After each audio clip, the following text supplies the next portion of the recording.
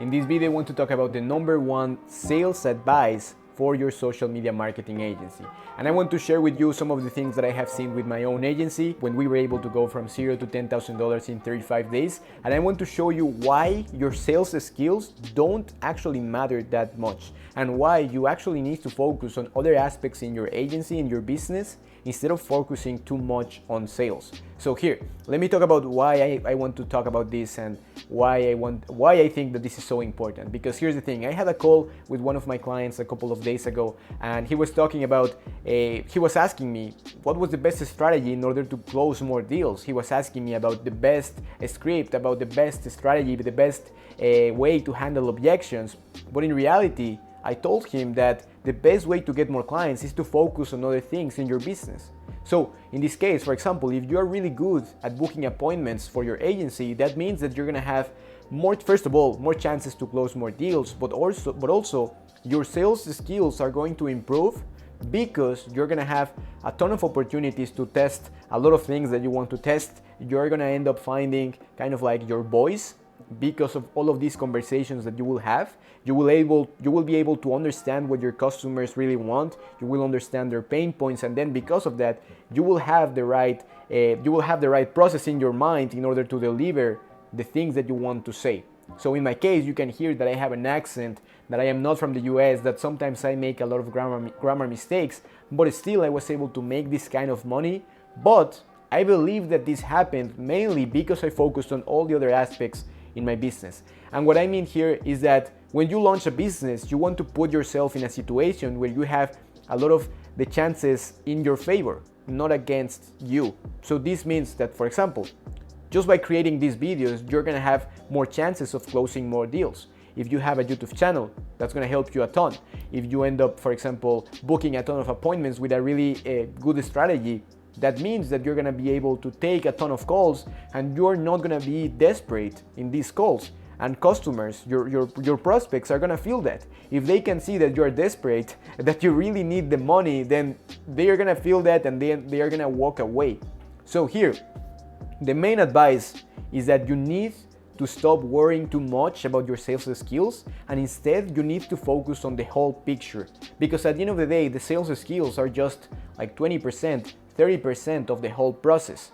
If you focus on your content, on your ability to generate leads, on your ability to book appointments, and if you focus then on just talking about your service in a really clear way, then that means that you're gonna be able to close more clients. It is as simple as that. Because for the most part, most of the money that you're gonna make will come from prospects that already see value in your service. So when a prospect hops on a call, there's gonna be a really big chance that you can close them because they already have the problem. However, if you don't have all of these things in place, the chances are going to be lower and lower. And let me give you an example. When I was an appointment setter, I remember that I needed to have really long conversations on Facebook with the prospects.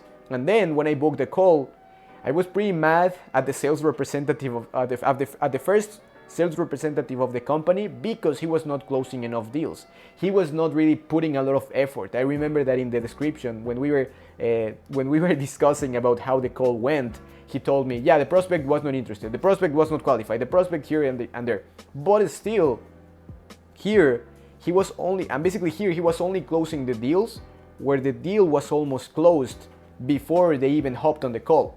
So I remember that I had all of these super long conversations on Facebook, like I was saying before, and these were prospects that were saying, hey Jay, yes, actually that was not me because I was using the profile of the business owner, but they were saying, hey, yes, we're really interested, I'm really interested, I am ready to join your program, I am ready, I am really excited, so yeah, let's start. And then of course, the sales representative was closing those deals.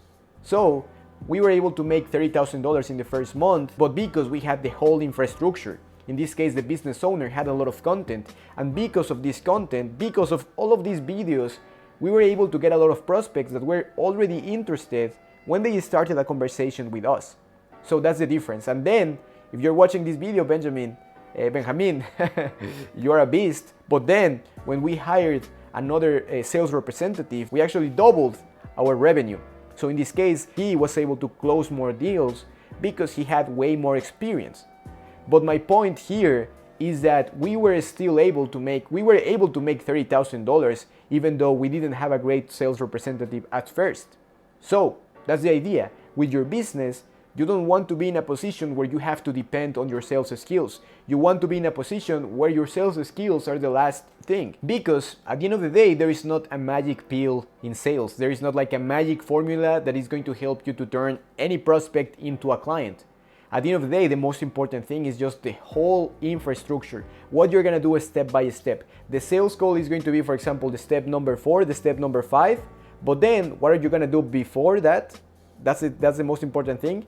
And what you're gonna do after that. So for example, how are you going to generate leads? Then how you are going to position yourself as an authority? Then what kind of content you can give your prospect before they show up, before they hop on a call, just so that you can increase your chances of actually closing the deal. Then after that, let's say that you didn't close the deal in the first sales call. What you're gonna do as a follow-up in order to close that deal. Maybe you're gonna continue posting more content. Maybe you're gonna send them another training video. Maybe you're going to invite them to a webinar. All of these things are important. And if you forget about all of these elements, then you are not gonna be able to make as much money as you can. You are basically gonna leave a lot of money on the table. So that's why if you are starting out, the best thing to do is just to focus on those things. And then once you get a lot of appointments, automatically you're gonna be able to close more deals because you're gonna have an abundance of appointments. You're gonna have an abundance of opportunities to close deals. You are not gonna seem desperate. And believe me, like I said before, this matters a lot because if you know that you can get a client in the next call, let's say that you have 5 calls in one day, you're not gonna worry too much about closing one deal, and you're not gonna try to use like these sketchy lines in your script. You're not gonna try to be like salesy, because you know that you're gonna get a client in the next hour or in the next day. So that's the position where you want to be in. In my case, in my first month, I was able to book 30 appointments, and because of that, we ended up making $10,000. Then after that, 50, then 60, then 70. So that's exactly what you want to have in your business. Focus on the appointment setting, focus on the lead generation, focus on positioning yourself as an authority, because this is pretty simple. If you create these videos like this, I promise that you're gonna become an authority in your niche. Even if you are starting out, even if you are a beginner, any prospect is going to respect your hustle if they see that you have a lot of videos in your YouTube channel, for example, and that is gonna help you massively. If you really think about it, even if you are a beginner, a lot of people will give you a chance if they see that you are actually putting effort into this. Nobody wants to work with a person that is lazy. Nobody wants to work with a person that is not serious about what they are doing. So make sure to keep that in mind, because in my experience, this is the best way to actually make money. This is the best way to actually close deals. And even if you start leveling up, if you want to start selling, let's say, if you want to go from selling a service from 2,000 to 5,000 or 10,000, the only difference here is just your perceived authority. So at the end of the day, for example, I paid $10,000 for a program, and I did that because I really believed in my mentor. I really believed in him because I watched a ton of his YouTube videos. So if he sent me only a message, I was not going to hop on a call and then all of a sudden give him $10,000. And then the same thing happens in the sales call. Even if he had the best sales representative in the world, I was not going to give them $10,000 if I didn't believe in their solution. So that's why you have to go to the basics. Someone is going to pay you because they think that you have the solution for their problem, and they believe that you actually have something that works. So you have to be that person, and you can position yourself as that person with content. So that's the most important thing that I want to share today. There is not like a magic trick in sales. Make sure to practice as much as you can. Focus a lot on appointment setting, on the appointment setting aspect of your business. This is going to help you to improve massively. For example, at first I was taking every call that I had, even if they were not qualified, even if they were, I took a lot of calls that were not qualified, but I took them because I wanted to practice, and thanks to that I was able to get my first 10K month. So don't forget that. Put yourself in a position where you have an advantage instead of a disadvantage, and make sure to continue practicing.